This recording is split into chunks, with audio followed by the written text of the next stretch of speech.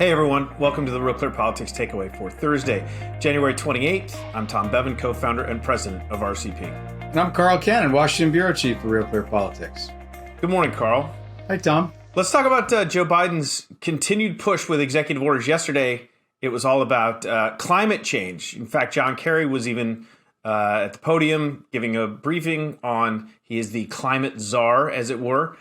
What do you make of Joe Biden's effort to put climate change, as he says, at the center of his administration? Well, it's nice for John Kerry because he speaks French and he can go to Paris now and hang out with his pals. On his private jet. In all seriousness, look, Joe Biden ran on this. You know, there's two ways to think about this. One is people are saying, I'm noticing conservatives saying, well, he's not governing as a moderate. This is not centrist. Well, he never promised to do that.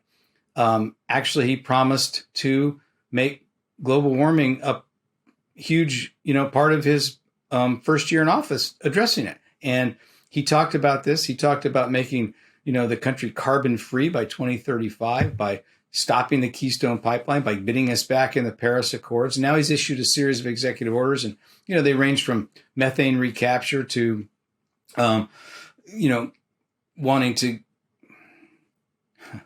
they range from methane recapture to to getting us back in the game as an international player.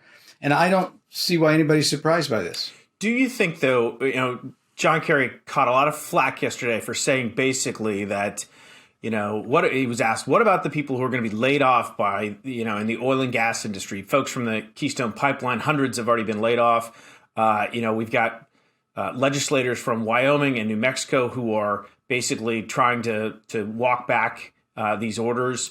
There will be, I'm sure, court challenges.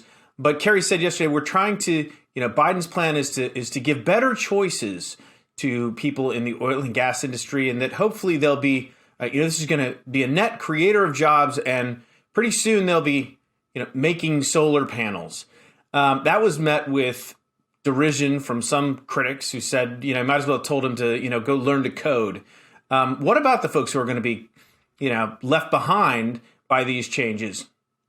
Well, Tom, this isn't not a new issue. I mean, I remember Bill Clinton's first year in office. He held a logging summit, and these people, went to Oregon, and the spotted owl was preventing the logging industry, and there's these extraction industries, and there's always tension between the people who have these skilled and high-paying jobs and people who want a cleaner environment. This is not a new topic, but when you look at these jobs in the logging industry was a good example. It was automation that killed those jobs, Tom. It wasn't, environmental, regulations really. And the same thing's happening in all these sectors. I think if you take a step back, and this is what the Democrats are trying to do, and look at the overall health of the planet, it took 350 years since the Industrial Revolution to befoul this, to make the air dirty, to, pollute every stream on the globe.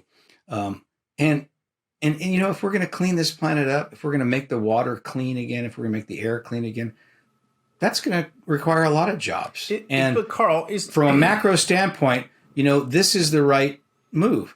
If you're looking at a 60-year-old worker though, and he's out of work and he's being told, some happy horse shit about solar panels, that's almost sounds cruel. So, on the human level, this is tough. In terms of the overall health of the planet, is probably necessary. Isn't the water cleaner than it's been? Isn't the air cleaner than it's been? Isn't it true that 90% of the emissions are coming from outside the United States? And so that we've been actually doing a pretty good job, even during the Trump administration, who relaxed some of these rules and obviously, we became the biggest exporter of natural gas in the world. But isn't the environment in better shape in the United States than it's been? And isn't the problem really the rest of the world? And isn't that part of what the critics of the Paris Accords say is, we're required to do all of this additional stuff. Meanwhile, China's opening a coal plant every day. India and others continue to pollute.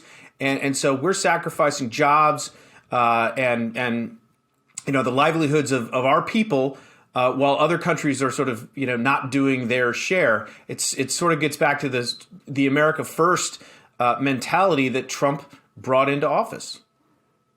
Well, if you're asking my opinion, Tom, I can argue that one round or square. Well, please do. And let me start with this. Start with round, and then let's hear square quickly. All right. Here's round.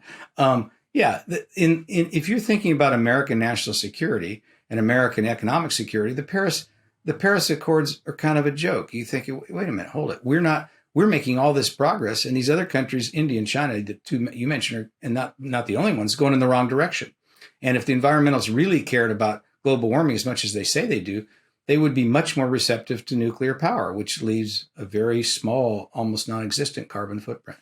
So I concur with that.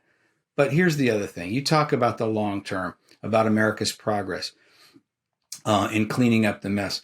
I think we've made abysmal progress. If you don't agree, next time you're in Washington, when you come here and you and I go to dinner, after we go to dinner, we'll drive across the Key Bridge, we'll pull over to the Potomac, and you can have a drink of water out of the Potomac, just unfiltered. Okay. And then I'll take you straight to Georgetown or Arlington Hospital, and we'll get you a typhoid shot. We have a lot of work to do cleaning up this planet. And the fact that the United States is starting to make, has had minimal progress in the last 20 years, great. But there is so much more to do. Well, fair enough. But listen, I will double down with you. And if you think that's an issue, next time you come to Chicago, I'll take you for a swim in the Chicago River. Hey, man, I'm not in the Polar Bear Club. I'm a Californian. Oh, the temperature would be the least of your worries.